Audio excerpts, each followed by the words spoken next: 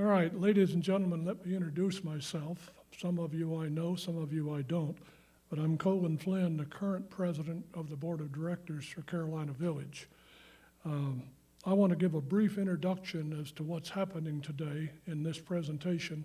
It's going to be very different from the other 7 that I have done, but bear with us because we're taping this for the entire village to see. The first section, I'm going to assist Kevin in the presentation of our 7 scholarships for this year. The second session, I'm going to make a very special first-time major award for Carolina Village to a resident. The third section is going to be a little fun because I'm going to make a presentation to a staff member. The fourth section, I will do an introduction to, and then you will hear from Terry Anderson, who is going to give the annual financial report for the village, and I will give the state of the nation, if you will, report for the village with everything else. Now, we're mandated to do this every year by the state, and last year was the first year with COVID hitting, and we were not able to do any presentation whatsoever. So we planned on this year to be a live presentation, and of course, we're not able to do it again. But the state gave us a reprieve and said that we could tape it.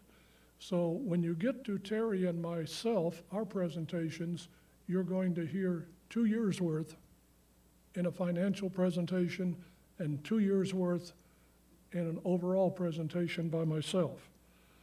So I'll now turn it over to Kevin, and we'll proceed with the scholarships.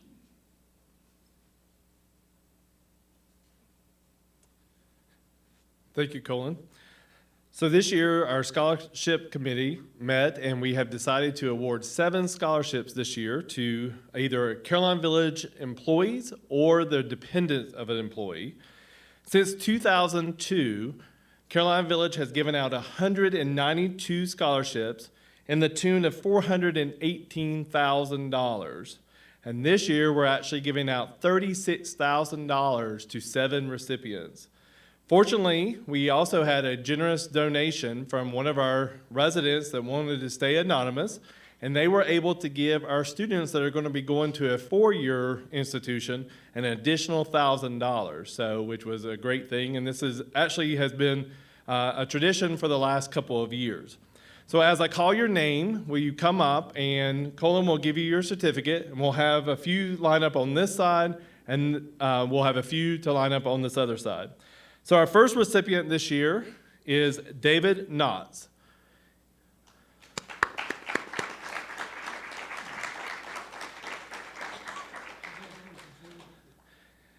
David comes from our dining service department. He is going to be going to Fruitland Baptist Institute here in Hendersonville, and he will be studying the Christian ministries. And so congratulations. Our next recipient is Faith Brookshire.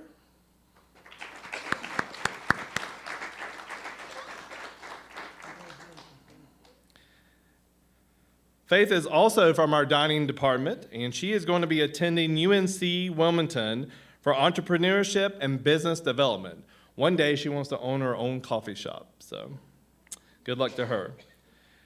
Amanda Lammers.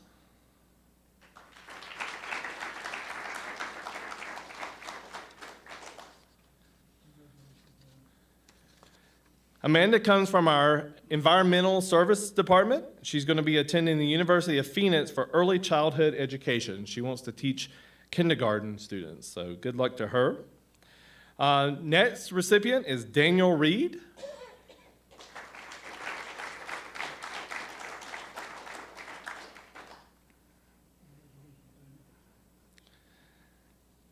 Daniel is the son of Sylvia Reed, which is our independent living support, and he will be attending East Carolina University for analytical chemistry.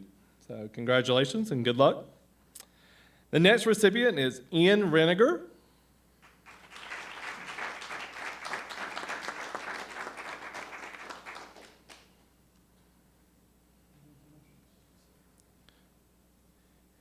Ian is the son of John Reniger, our Director of Operations, and he will be attending Blue Ridge Community College this fall, continuing in his nursing program. So good luck to Ian. Next recipient is Isaac Reniger.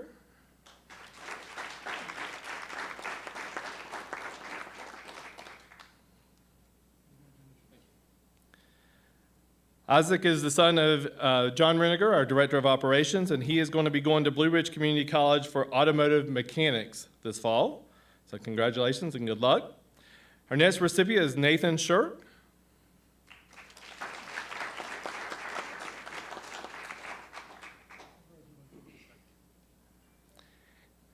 Nathan comes out of our dining service department, and he will be going to Western Carolina University for information systems. So congratulations, Nathan. So these are your 7 recipients of the scholarships for this year.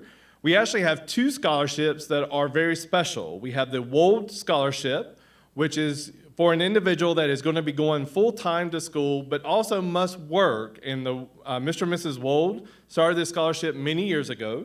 And this year's recipient of that is Daniel Reed. So congratulations for him for receiving that award. And then we have actually a Percy Award, which is someone that is going into the healthcare arena and will be doing any type of work in the medical field. And this year's recipient of that is Ian Reniger. So congratulations for those special awards. And we want to thank all of you as residents for generously donating to the endowment program, as well as these 2 special scholarships. They make a huge difference in our residents, as well as our staff and their dependents, their lives, so they can further their educations and become the next generation of leaders here at Caroline Village. So we want to thank all of you. So let's give them another big hand. I'm going to actually ask if y'all will sit on the front row, because you're going to help in this next presentation as well. So if you just will grab a seat real quick. I'm going to bring Colin Flynn back up to give this special recognition.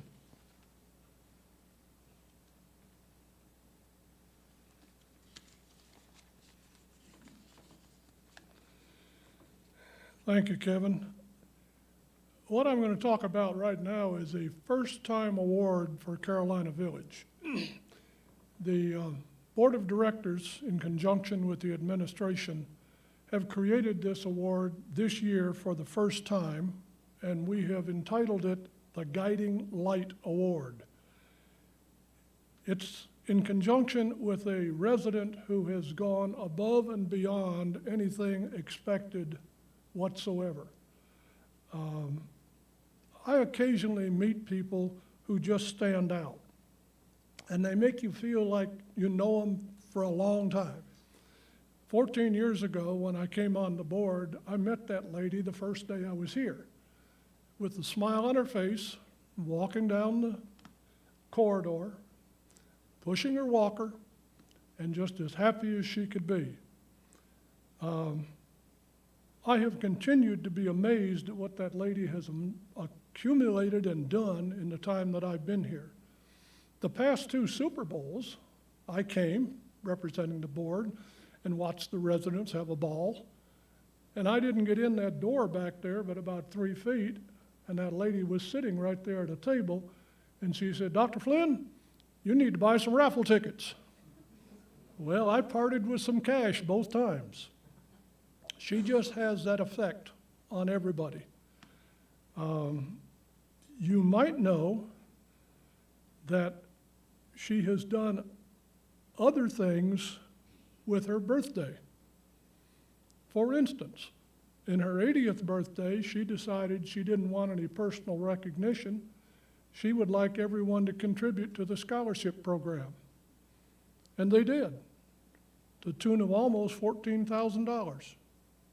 She's just completed her 90th birthday, and she did it again.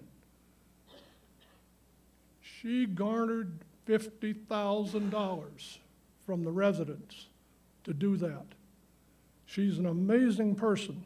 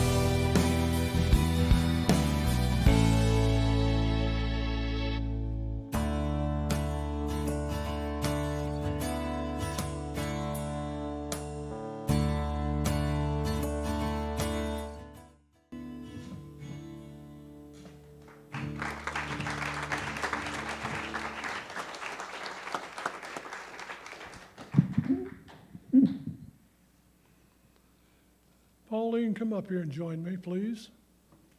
She didn't know this was happening. And I want to say something as she is coming up. This award is not an annual award. This award is to be presented by the Board of Directors and the administration when there is a person who does things above and beyond anybody's expectations. And Pauline has certainly done that in the time that she's been here and will continue to do that with the support of all the residents who have helped her in this effort. Let me see this. This is a beautiful award, and I'd like to read the inscription. Carolina Village recognizes Pauline G. Korn as a guiding light among us for her many visionary efforts. And on behalf of the village, the board, and the residents, thank you. Thank you. I'm going to get a hug. You may have to have somebody carry this. Okay. I just want to know where you got all those pictures. I won't tell, but you do have some special individuals in the back of this room. We snuck them in. And we also have some flowers there for you.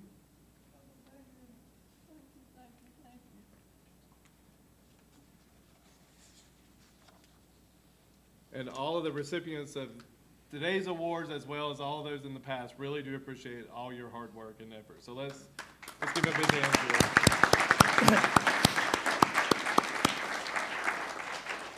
It was a pleasure. I love begging money. And she's good at it. Let me give you a little bit background on this next part of our program. As you know, John Reniger and I have been ribbing each other for several years about our university allegiances. It started several years back when John inadvertently threw food on me in a restaurant. And from then, we have talked about Appalachian State University in Boone, which I know is a monastery on the hill, and Western Carolina University in Cullowhee, the jewel of the mountains, and we've ribbed each other back and forth for the whole time. And I've done a little survey. I have found that there's more residents here from Western than there is from App. I have found that there's more staff members here than there is from App. So we're kind of ganging up on John in numbers, but you can't slow John down. John is probably the most vocal proponent of Appalachian State that I have ever met, and he does a good job of it.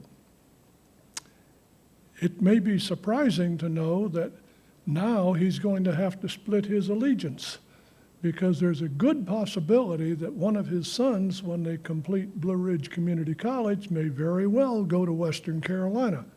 So I'm going to expect to hear from John that he has a dual allegiance. 2 years ago, in our all-residents meeting, when we actually had live people, we had a young lady who was getting a scholarship to Western Carolina, and John blurted up, "Why don't you go to a good school like App State?" Well, when I got up to do my part, I started out by making the statement that I had 4 degrees from Western Carolina, and I deadpanned, "I wonder where John's going to work next week." And all of the residents just broke up. Well, John's still here, and we get along fine, but I thought last year I would bury the hatchet and just admit that I can't compete with John. We're good friends, we rib each other some, but as far as competing about our universities, I thought, what can I do to kind of say to John, man, you the man. So I ordered something from John, for John. John, would you come up here? I ordered this 1.5 years ago. And it says, Appalachian State fans welcome. And I thought it might be something others not allowed across the bottom. But then I got to thinking, this isn't big enough for John. And he needed something different. So I'm not going to give this to him. what I'm going to give to him is this. Woo! Which I am instructing the maintenance department to put on the wall of his office, and I would assume that anyone who comes in is going to get a spiel about Appalachian State. So, John, love you, buddy. Take care of yourself. Thank All you right? so much. Yes, sir. There you go. And I'm very happy to support Western Carolina, although they are much inferior to App State. App State has beat the daylights out of Western, and I have to say that. Okay, buddy. Okay, ladies and gentlemen, I'll now do my part of the program, reporting on the village for both 2019-20 and 2020-21. I'm going to be presenting three separate sections. I decided to divide it up this way. One will be on the construction that we've had. One will be on the COVID that we've experienced. And the third will be on the board itself. So let me talk briefly about the construction that we've had. During 2019, 2020, we all lived through probably the most massive construction project since 1974. A total of 90 units were built, apartments, duplexes, and cottages. All units were quickly completed, along with a resident garden area, and we had 135 new residents move in. For everyone's information, we now have a resident population of 519, and we have 340 employees here at the village. We are the second largest nonprofit on single site in North Carolina. For the big construction, we had two construction loans totaling $38 million. They were taken out to build the project, and as soon as we had full occupancy, we paid off $25 million of that loan. We all know that as a part of the I-26 connector widening project, we lost a lot of trees, and we have been promised a sound barrier wall from Clear Creek itself to Four Seasons Boulevard, and the completion date, as we've been told now, is this coming fall. You might wonder how many units we have for sale today. Today we have 6 units for sale. And since construction began in that year, we have lost 50 residents and resold 50 units. So they do not stay on the market long. We're now beginning to get underway with a new construction project that'll be beginning this coming September. The Strategic Planning and Building and Grounds Committee met to begin this process, and they had several things in mind as they did that. One is there should be the best quality of life here at the village, and that Carolina Village should have financial responsibility. We should have appealing facilities, grounds, and an innovative use of our space. And we should have a sense of community and be fully engaged both inside and outside of the village. Focus groups were held. Those included residents, board members, resident council, and the administration. And from those focus groups, we all listened, and we decided to use Bloom Construction, Steel Architects, and IDC Interiors to start construction this fall, with a completion date expected to be fall of 2023. This new project will include renovation of several service offices, for instance, ILS, marketing, and many more. It will have the creation of several new dining options, a renovated fireplace lounge, a remodeled Main Street, an enlarged library in a new location, and new administrative offices. In August, next month, you will find boards being put up in the fireplace lounge that will give depictions of what these new changes will be like. Kevin's also going to be available on a one-on-one basis to talk to you, and you watch the hub because there'll be more information on it also. For your information, our 95-acre site here is now full. We have no space for any additional building sites like we have just gone through. And the Strategic Planning, Building and Grounds Committee is getting ready to start addressing needs of our current buildings and the medical care center. I'll now move on to the COVID situation that we all have lived through. 2021 has been the most disruptive medical occurrence in our lifetime.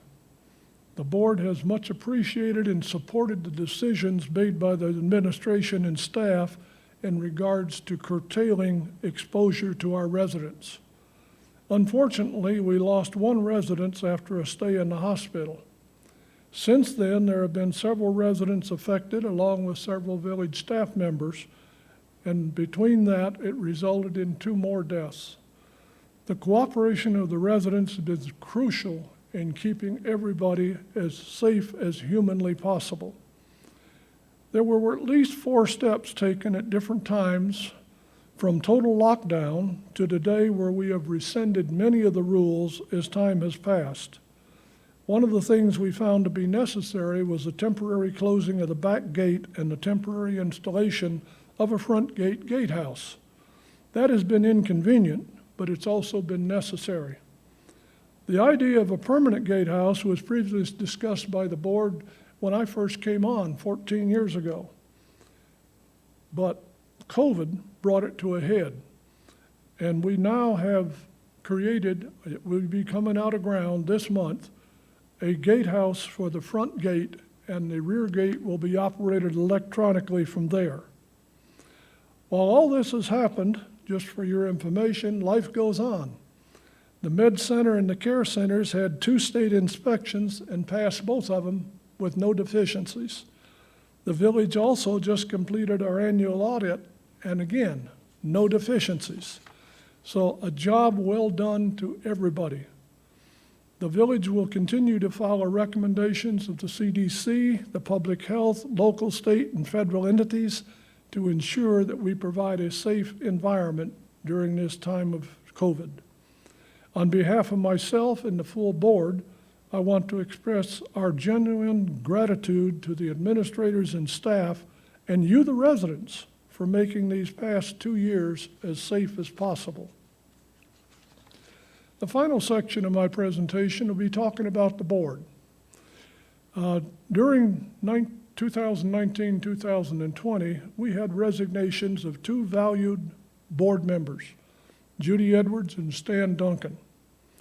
So in July of 2020, we added 4 new board members, 2 to replace Judy Edwards and Stan Duncan, and 2 to expand the board from 14 to 16.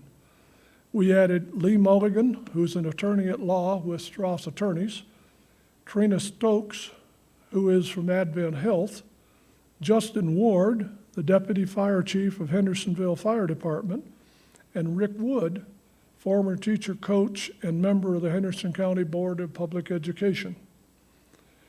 After that 2019 all residence meeting, we lost one of our 2 resident board members. For your information, we have 2 residents who sit on the board and have the same voting rights and serve on committees like every other board member does, and they are elected from the residents themselves. We lost a very important person in Dr. Amy Pace. She passed away. She was a resident board member. She'd been on the board many times before and actually served then and then came back. So we replaced her with Sherry Metzger, and she is the second now of our 2 resident board members. Dick Bob is the other one.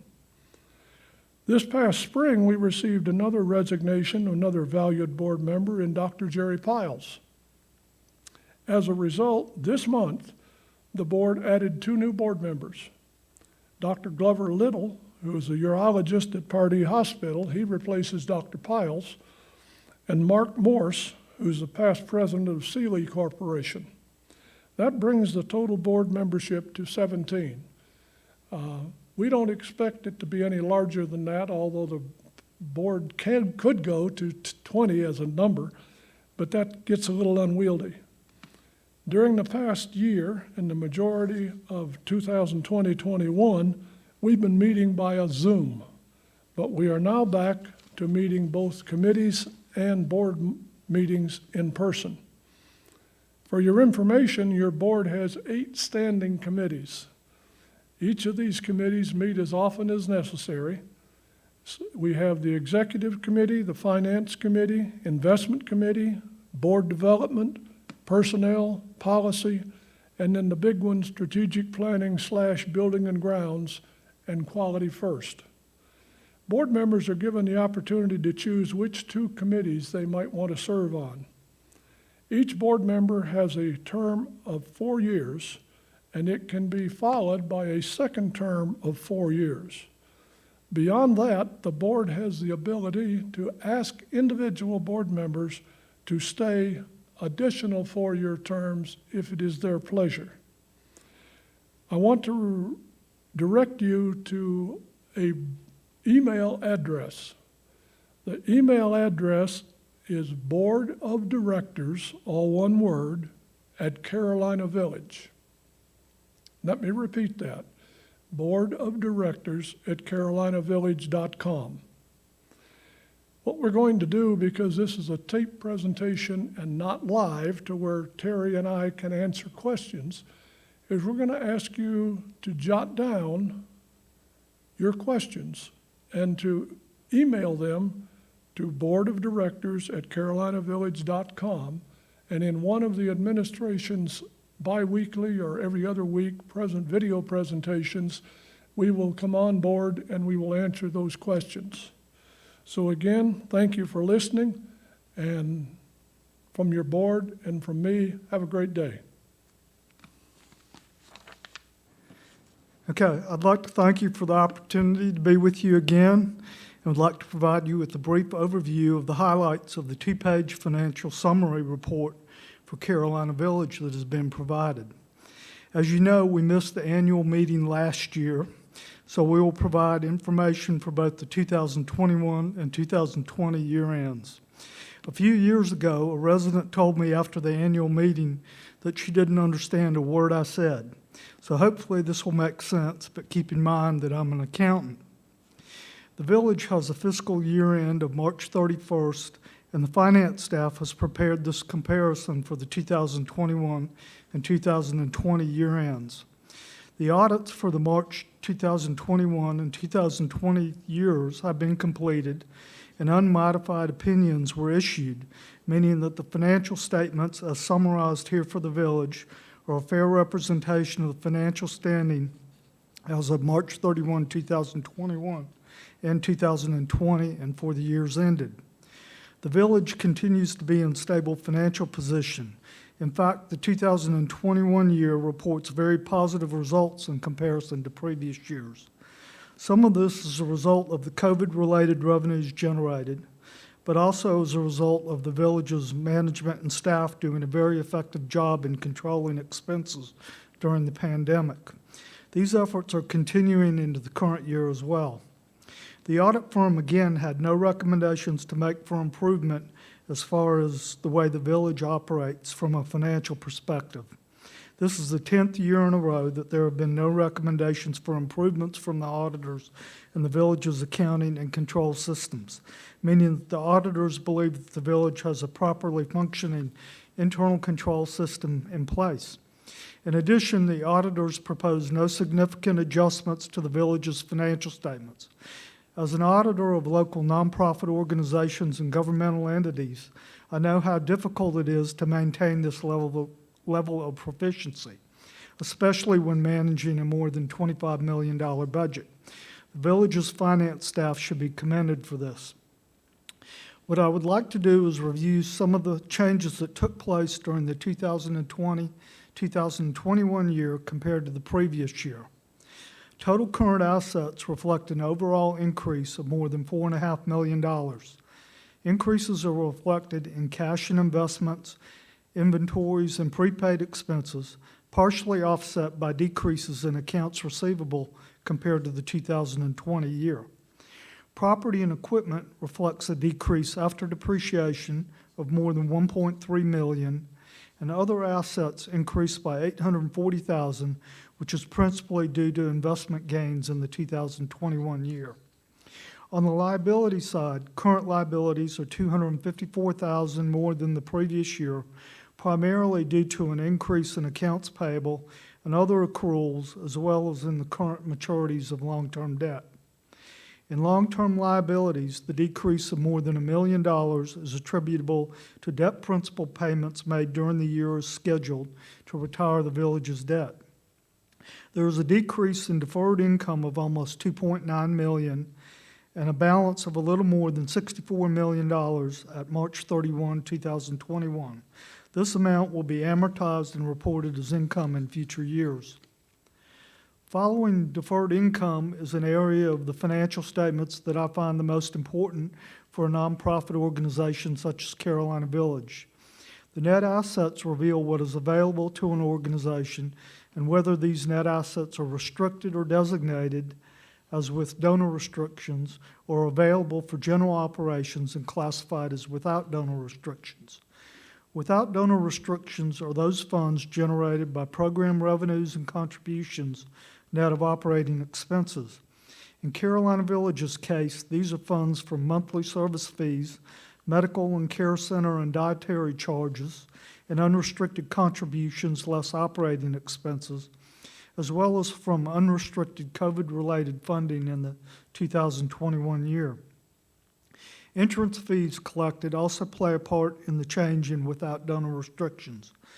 Because of the type of contracts the village offers as a continuing care retirement community, entrance fees are only allowed to be recognized as income based on the respective residents' life expectancies. So even though there were almost $7.3 million of entrance fees received in 2021 and $6.2 million received for the 2020 year, it does not all go to increase net assets in the year received, but must be deferred. Net assets with donor restrictions are those funds that are restricted as to timing or to the type of use by the donor, or are permanently restricted as endowment-type funds where only the investment income generated by those funds can be spent for the designated purpose as specified by the donor. Net assets without donor restrictions increased by more than $7.4 million, and net assets with donor restrictions reflect an increase of $322,000 for 2021 in comparison to the previous year. As mentioned, it is important in evaluating net assets to consider the deferred income of $64 million, as this amount will be recognized as revenue in future years. This is one of the reasons why Carolina Village continues to be in stable financial position. In reviewing the statement of operations on the second page of the handout, total revenues reflect an increase of $9.3 million, or 35.2%, in comparison to the 2020 year. This increase is attributable to increases in service fees, entrance fee, amortization and forfeitures, dietary, investment gains, and contribution and grants in comparison to the 2020 year. Also, you will note that the medical center revenues were significantly less in the 2021 year than the previous year, a direct result of the COVID restrictions that were in place. In expenses, the total for the year is $455,000 less than the previous year. The overall decrease in expenses is 1.6%. As noted in the balance sheet, net assets increased by $7.7 million for the year, compared to a $2 million decrease from the 2020 year. One reason for the expansion project that was substantially completed in the 2018-2019 year was to provide additional financial stability for the village. The 5-year forecast that had been completed report the village generating positive annual operating income for each year after the expansion project came online, as well as after incorporating the new dining and renovation project, which is scheduled to begin soon. Carolina Village continues to maintain a stable and consistent financial base, which is a credit to administration, management, and staff, as well as to the residents for the continuing efforts in maintaining and positively marketing the village as the area's best continuing care and retirement facility destination. Thank you for the opportunity to provide you with this financial information. If there are any questions, please contact administration or myself. I hope that everyone stays well and safe, and we can do this in person next year.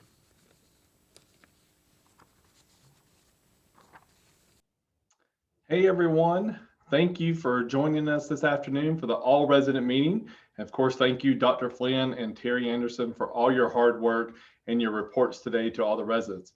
So I want to take a few moments to share with you a little bit more details of what Colin mentioned in the program about our next expansion project that will be starting very, very soon. So I want to share my screen so you can see it and be familiar with what is going on. So this will be easy to do. I'm going to show that. So you should be now seeing every on there, the all resident meeting. So again, I want to thank each and every one of you for everything this past year. It has been a very busy year. We had COVID. Of course, we've been reopening and those type of things. And now we have the new pandemic, which is the staffing. And so we want to talk a little bit about that. We are doing everything we possibly can to get some people to come and work at Caroline Village. This is a issue that is nationwide. It is just not us. It is across the nation. You can see if you've gone down anywhere in Four Seasons or anywhere in town that everybody has help wanted and help needed signs in regards to that. Lots of other CCRC, so it's not immune to us. We're just feeling the brunt of that end of it. And of course, as we mentioned, we have quite a few people receiving scholarships to go to college, and a lot of them are going to be going away and will be coming back during the holidays. So that will make our staffing a little bit more interesting as they leave in August. In that response, we may have to be doing some adjustments, and we do appreciate your patience and your understanding. We are trying to do and provide services as much as we possibly can without the interruption. So hopefully we can start seeing some additional people come in as these nationwide trends change with unemployment, with people maybe wanting to go back after COVID and those type scenarios. So we have been meaning about it, and we are hoping that we will get some new applicants here. We have hired some, but of course, as you can hear, we need additional people. The other thing I want you to be aware of is the Gatehouse project. So everything is completed in regards to the Gatehouse with the sewer and the water lines. We are now, this week, they will be doing the foundation pinning, and also they will be starting that laying of that over the next week. And then we will start the construction of the actual gatehouse itself. When that construction occurs, and after the pinning, we will be splitting up the traffic flow. So coming into Carolina Village, you will stay in the right-hand lane. But if you're exiting Carolina Village, you will be going, of course, on the gravel around the project and out the end where the gate is currently located on the temporary basis. That will take about 4 to 5 weeks, hopefully a little bit sooner than later in order to do that. Once we do that, we will get that open. And of course, we will be able to monitor the back gate. That's our goal, is to have the back gate open at that time. And we will stop doing, if the trends continue to go on a downward motion in regards to COVID, we can stop doing the temperature taking there at the gatehouse. So some good news, and hopefully some light at the end of the tunnel in regards to that. A lot going on. So I wanted to also this afternoon spend a little bit of time, but I want you to know that we are placing boards, display boards, in the fireplace lounge. They will be there as of tomorrow, and they will be displaying the project with the plans as well as the design concepts that we have that we've been working with the team over the last 2 years. This project has happened. We started off and we partnered with a company called the Holiday Group. It's the Hospitality Consulting for Senior Living. They have lots of, as you can see, the last presentation they gave to us was on March 17th of 2021, but we have been working with them over a year, and they helped us do our focus groups as well as looking at the design concepts that we'll be talking about today. So the focus groups, how did that occur? It happened in 2020, right in the middle of the pandemic, and with COVID, we were able to still have these focus groups. And there were 4 focus groups that we invited. There were apartment residents, cottage residents, leadership that included the resident council, as well as our board. And then, of course, our waiting list. So future residents were also included into that. So there were at least 14 participants in each one of these sessions that gave us feedback. So out of that, we learned a lot of information. We had experts here to talk about the trends that were happening in senior living, as well as what is occurring in other CCRCs across the country. So out of that, the feedback that we received ranked the types of concepts for senior living dining in this manner. So we have fast casual, which we're going to go over these on an individual basis. Traditional full service, which is just like what we have right now in the main dining room. Takeout, outdoor dining, a pub or a bar, store, destination dining, flex bar, delivery, private dining room, and truck. So if you rank them on that end of it, you see as fast casual and traditional is very at the top, but at the very bottom will be the truck, which is what we call the food truck. So as you can see, it was based on a 1 to 3 scale. So not much difference in regards to the scores in regards to that, but a lot of great feedback that we were able to get from this group. So during this time, and what we've learned is that traditional dining is very, very important. It's the second number on our list that is most popular between our residents currently and for the future. The other piece of it is destination dining. That was actually a discussion, and after we've had lots of discussion with the focus group and with other individuals, this destination dining is also very, very popular. It's very similar to traditional, except for the menu drives the concept and the design for the space. And so that destination dining changes based off of the menu. So this month it could be Mexican, next month it could be Chinese, the next month it could be Italian, whatever it may be. And you can basically use that, but the decor changes based off of that. So you feel like you're in a different restaurant every single day. So it was the third most popular venue concept discussed. Specialty dining for extended periods of time, such as Italian night. So you would have a period of time that all the menu has Italian cuisine on it. Various service styles, tabletop presentations, as well as uniform accessories coordinated to the theme and to the menu. And it was basically be an authentic type menu. So again, like I said, it could be a steakhouse this week. It could be a seafood restaurant. Another time, ethnic cuisine, farm to table type style dining, right? So it was another very popular concept discussed during these meetings.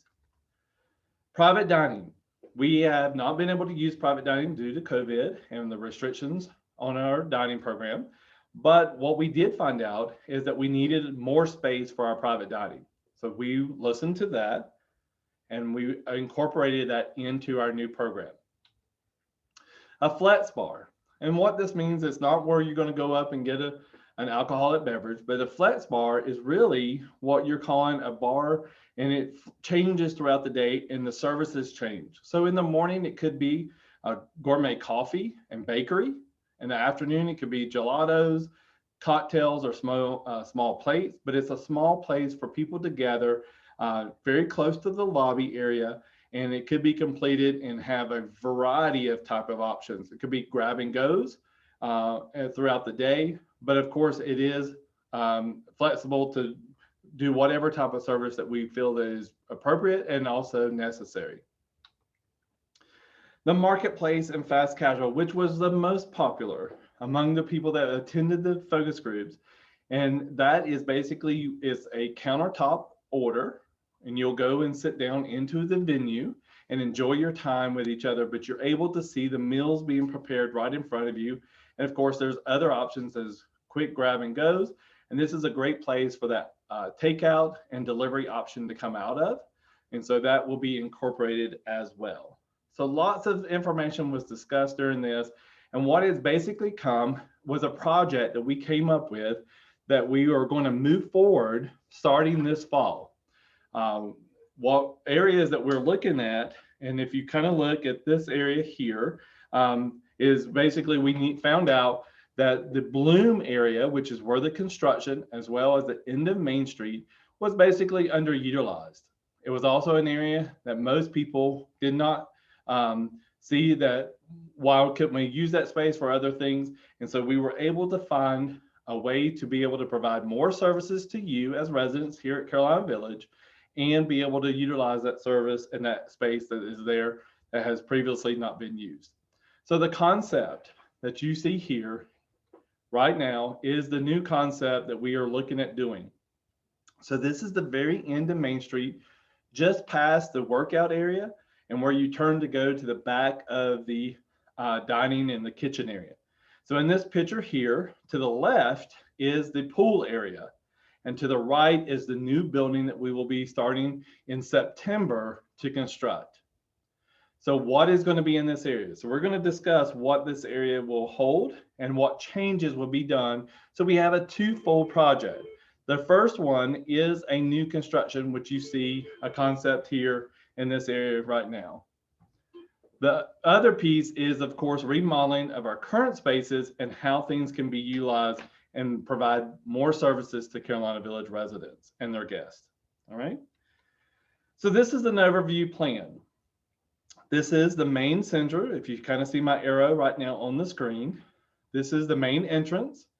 This is the main dining room located here, the fireplace lounge, the current conference room, the current bistro, the kitchen, and now you've got Main Street. So the new expanded area that we're talking about is located just down here, and this is the layout of the new floor plan.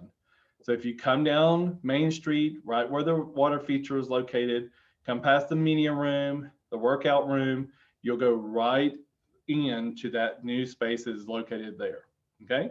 If you see the red line here, that is actually the parking lot that is currently there, located just as past, and then you've got G building located up here and the garages and the exterior drive.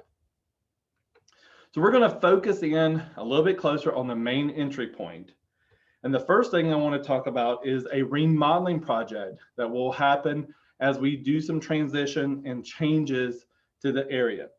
So the first thing that you're going to see is coming into the front door of the vestibule, you will now see a new concierge desk. That will be where the front desk of Carolina Village will be relocated, just underneath the Carolina Village sign.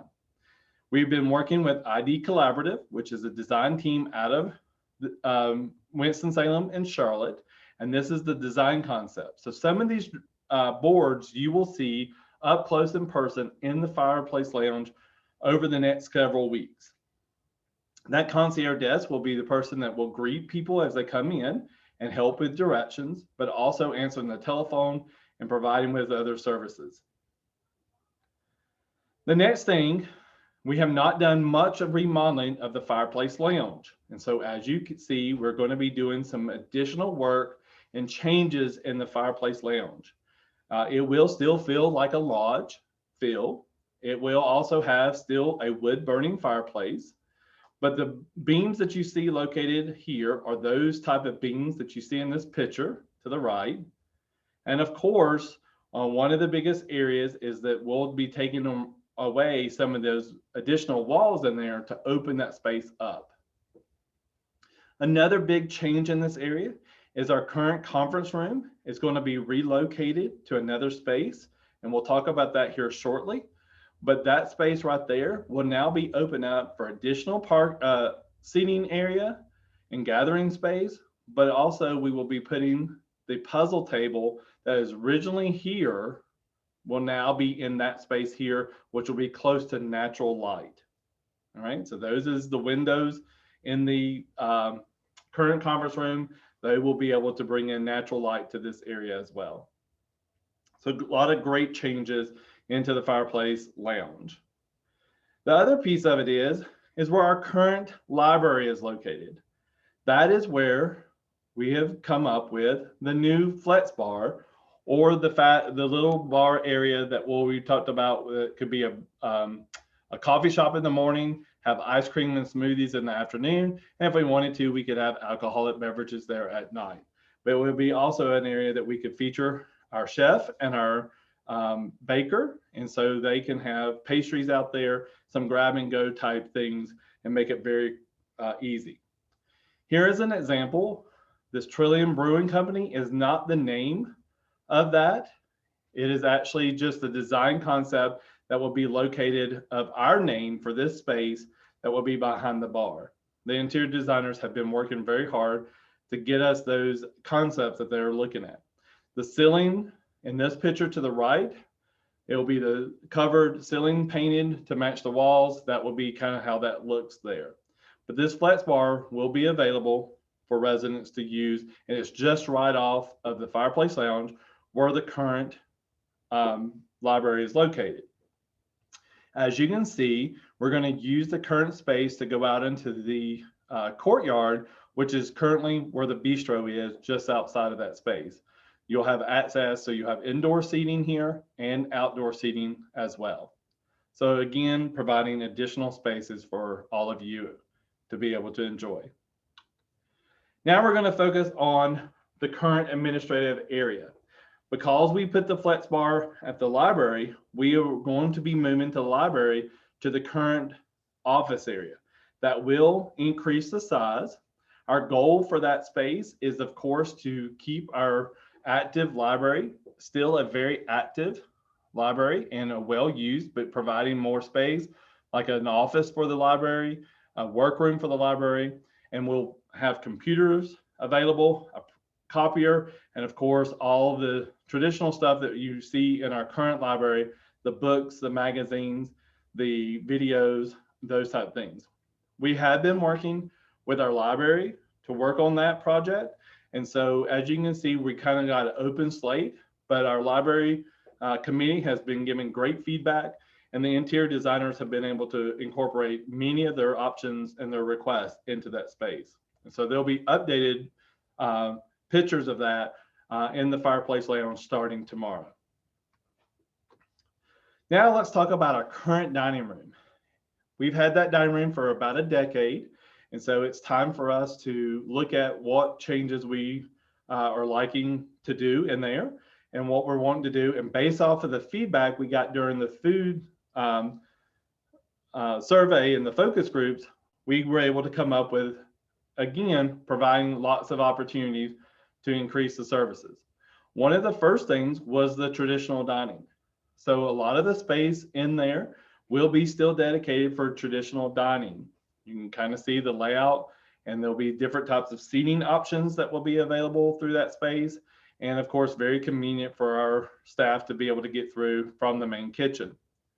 Then we have the private dining room, which is of course a big thing that many of you said we need to increase the size. Our current private dining room only seats about 25 to 28 people. This one will actually seat about double that. And then our first new concept that we're going to put into the space will be our new destination dining. And so that destination dining will be located on the back part as you come from where the current cubby holes for the apartments. And so that area here, and that will be a menu-driven dining room that will be available for residents and their guests. All right, and you can kind of see some of the ideas and the concepts using that technology to be able to change the decor based off of the theme of the menu that is in there. So that current dining room, which is located right here, that is going to be one of the biggest areas that it will get a facelift once we get everything done. So phasing process, we're going to work on the new space located over here first. Once that is complete, we will then use that space for our dining services while we remodel and do the work here in that. So it will take us about 11 to 12 months to construct the new part, but then of course, we will have about an 8-month remodeling project in the current dining and fireplace space. But we'll work through that details as we get closer to that. So let's talk a little bit about, now that we've moved the library, the main administration office, the business office, and all of those things will be relocated. So the first thing that will be very important to you is knowing that the business office will be located where the current independent living support offices are located at now. So the cashier window will be located right where the window is now for ILS. And so that will be the cashier, accounts receivables, payables, and the business office manager will be located there. Because we're relocating ILS, we'll be relocating them to the market area and the marketing offices, and the marketing offices will be located where the private dining room is located currently. What about my office? Where am I going to go? And of course, above this, since we are constructing a new space here for a new fast casual dining, then we will have upper level will be a new office area that will be available for the administration to use. We'll also have a new break room for the staff, as well as a new boardroom that will be available. And we'll go over that in just a few moments. So let's talk about that space real quick, and we'll zoom into that. So this fast casual, as you can see, offers a variety of that, but the biggest thing is it is counter service, and the to-goes will be counter service, just like we would if we had the to-goes out of the main dining area. And so you can kind of see we have indoor dining, and we also have some outdoor dining as well. That is facing away from the afternoon sun, so it should provide a great opportunity when the weather is good for you to be outside and enjoying time with each other. So you can kind of see the different look at this space here. And the menus, of course, will be a variety of that as well, that they will be looking at changing and providing a variety of menu options for this area as well. Again, you kind of look at a little bit zoomed in area of the seating options. And then of course, back here you have where the staff will be cooking and preparing the food in that area. Then above that, you can kind of see the office areas are located here towards the right. We have a new boardroom. We also have a new break room because that's being taken over by the marketing offices. And so that's going to be an important part. So you can kind of see the lower level will be this fast casual. And then the upper level here will be the break room, the boardroom, and of course, office spaces here. And if you see in the background to the right, that's the new G building. So they will actually overlook a building that's very similar instead of just a rooftop of the existing building. So one of the things that we wanted to look at is what would this look like from different angles? So this looks from the parking lot with the pool to the left. If you kind of come around, you kind of see that, you know, we're still seeing the pool area over here to the left. Now this is the new building. This area where the three individuals are over here where the marker is circling around, that will be an entrance point for the to-go area and takeout.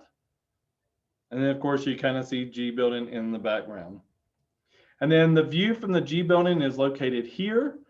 And then one of the things that we weren't able to get into the schematics is that the generator and the electrical boxes, there will be screens that will hide those, that material, so the people that live in the G building will not have to look at that.